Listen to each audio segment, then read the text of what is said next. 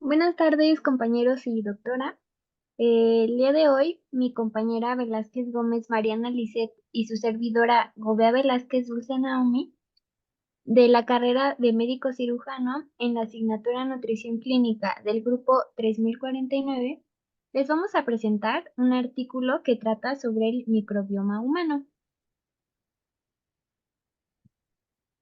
Bueno, los, eh, Los apartados que vamos a estar manejando van a ser los datos del artículo, una pequeña introducción al tema, las definiciones e historia natural, funciones de la microbiota, la relación en la práctica clínica, las conclusiones y por último las referencias.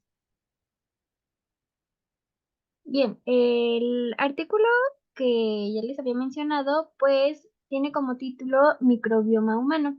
Sus autores son María Cristina Moreno del Castillo, Jorge Valladares García, José Alavechere, y bueno, es de una revista de la Facultad de Medicina de la UNAM, volumen 61, número 6, y su fecha de publicación fue noviembre-diciembre del 2018. Bien, el artículo nos comienza hablando de qué es el microbioma humano. Y bueno, en este artículo rescatamos que en el intestino únicamente se han caracterizado cientos de cepas bacterianas y más de 9 millones de genes que comprenden más de 3.000 millones de células. Esto va a representar aproximadamente 0,5 a 2 kilogramos del peso corporal total de cualquier individuo.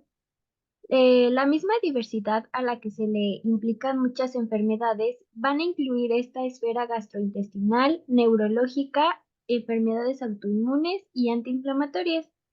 Y bueno, el objetivo de este artículo fue el de sintetizar las bases para comprender el estudio del microbioma, así como el de resumir la relevancia que pueda tener esto para la práctica médica. Bueno, para comenzar, tenemos unas definiciones operacionales para poder entender un poco mejor el tema. Vamos a tener primero dos conceptos, el de la microbiota y el del microbioma. La microbiota se define como la comunidad de todos los organismos que va a ocupar un hábitat específico, mientras que el microbioma se va a referir a la microbiota y a la función que cumple dentro de dicho entorno. El metagenoma va a ser un total de genes dentro de una comunidad específica de microbios que, a diferencia del metabeloma, se refiere a la cantidad de metabolitos, ya sean aminoácidos, oligosacáridos, etcétera. Y bueno, después vamos a tener los probióticos y los prebióticos, que los probióticos van a ser microorganismos que se pueden ingerir y que tienen como fin alguno efecto benéfico en el hospedero, que, a diferencia de los prebióticos, estos son nutrientes que favorecen el crecimiento de la microbiota beneficiosa y que comprenden carbohidratos que el humano no puede digerir, ya sea un ejemplo la fibra. Vamos a tener a los simbiontes, que esta es la combinación de prebióticos y probióticos, bacteriociones, y bueno, son péptidos antimicrobianos producidos por bacterias. Después vamos a tener a los patobiontes, que bueno, estos son aquellos microbios comensales del ser humano que, bajo la influencia de un entorno adecuado, van a producir la enfermedad. Y bueno, por último tenemos al resistosoma, que este es un reservorio de genes responsables de resistencia a antibióticos que se encuentran en el metagenoma, que ya les había mencionado, de la microbiota. Y bueno, este puede ser transmitido de madre a hijo al momento del nacimiento.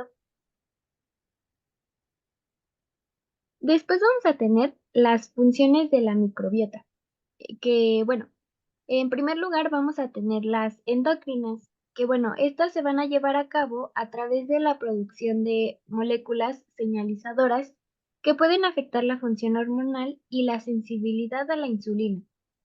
Un ejemplo de esto es que contribuye a la síntesis de ciertas vitaminas, como la vitamina K, que va a ser la fundamental para la coagulación sanguínea. En segundo lugar, vamos a tener una señalización neurológica, que, bueno, Las bacterias intestinales pueden sintetizar neurotransmisores como serotonina, dopamina y ácido gamma aminobutírico, que influyen en el estado de ánimo y la función cerebral. Posteriormente, vamos a tener la modificación de la densidad mineral ósea. La microbiota puede afectar la absorción de minerales como el calcio y el magnesio, que estos van a ser importantes para la salud ósea y muscular. Después vamos a tener la maduración del sistema inmune, que bueno, si bien el sistema inmunológico de los recién nacidos está completo y funciona, pues aún así le falta madurar. Y bueno, la microbiota va a ir corrigiendo día con día y lo va a entrenar para poder distinguir entre bacterias simbiontes y patógenas. En último lugar, vamos a tener a la inhibición de patógenos, ya que las bacterias beneficiosas de la microbiota pueden formar barreras físicas y competir con los patógenos por los sitios de adhesión en la mucosa intestinal, contribuyendo así a mantener un equilibrio saludable en el tracto gastrointestinal. Ahora yo les voy a hablar sobre la relación en la práctica clínica. Empezamos con las enfermedades inflamatorias autoinmunes y alergias. Se ha postulado que la autoinmunidad, la inflamación y las alergias están relacionadas con factores ambientales como microbiota oral, de vía aérea e intestinal.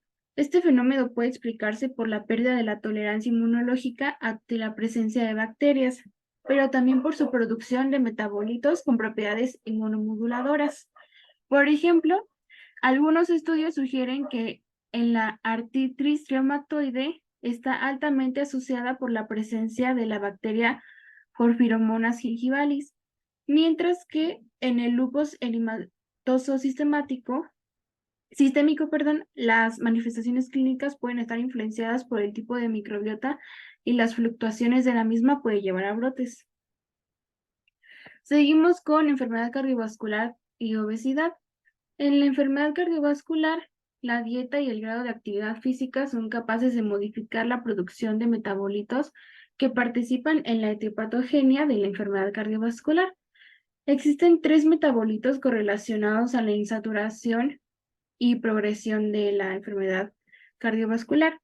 Tenemos la trimetilamina, que dentro de esta tenemos el óxido de trimetilamina, el cual promueve la aterosclerosis, la trombosis, la falla cardíaca, la formación de macrófagos espumosos, fibrosis, entre otros. Los ácidos grasos de cadena corta y los ácidos biliares secundarios. En diabetes mellitus tenemos que los cambios en la microbiota por edades tempranas, generación de la obesidad, uso de antibióticos, factores como lo es el tipo de alimentación o estilo de vida que llevemos, infecciones, etcétera, genera bacterias con potencial obesogénico, reduciendo la microbiota buena. El microbioma intestinal produce pequeños metabolitos lipídicos que ejercen su efecto en receptores acoplados a proteína G, ya que la activación del receptor tiene una función en la homeostasis de la glucosa mediante la liberación del péptido similar a glucagón tipo 1. Esto influye en el control de obesidad y sobrepeso. Después tenemos la gastroenteritis, constipación y síndrome de intestino irritable, en donde el uso de lactobacilos, etcétera, en gastroenteritis aguda, niños con diarrea severa por salmonela y rotavirus, concluyó que la administración por 7 días de probióticos compuesto por Bacillus mesentericus fue eficaz para disminuir los síntomas y severidad del cuadro. En microbiota y cáncer, tenemos que a los microbios se les conoce como carcinogénicos, que bueno, unos ejemplos de estos son el virus del papiloma humano y la Helicobacter pylori en cáncer gástrico. Sin embargo, no solo se observa mayor prevalencia de neoplasias malignas en relación a un único microbio, sino perfiles específicos de microbiota que pudieran actuar localmente o a distancia mediante la inmunomodulación, la inestabilidad del genoma, la proinflamación e incluso promoviendo la metástasis. ¿Esto qué quiere decir? Que microbiota, una microbiota específica puede promover la metástasis tumoral que pueda aumentar la probabilidad de padecer cáncer. Y por último tenemos el trasplante fecal. Su uso se ha asociado con tasas de curación de hasta el 90% y por su alta efectividad e inocuidad se ha propuesto como tratamiento de primera línea en pacientes con infección grave. Al parecer, este tratamiento no solo resuelve los síntomas de la infección, sino que modifica el metagenoma intestinal y todavía es motivo de debate el método de administración más efectivo, que puede ser por medio de infusión a través de sonda nasogástrica, cápsulas de vía oral o por vía colonoscópica. Y por último, como conclusión, el microbioma se asocia con la salud o enfermedad del individuo y que ésta se modifica mediante la dieta, el estilo de vida, pre y probióticos, pero también gran número de fármacos. Además, puede ejercer sus funciones de forma local o a distancia, ya que se han establecido perfiles microbiológicos específicos asociados a diferentes patologías, que van desde la gastritis hasta el desarrollo y perpetuación de enfermedades reumatológicas y cáncer. Estas son nuestras referencias y esto sería todo. Gracias por su atención.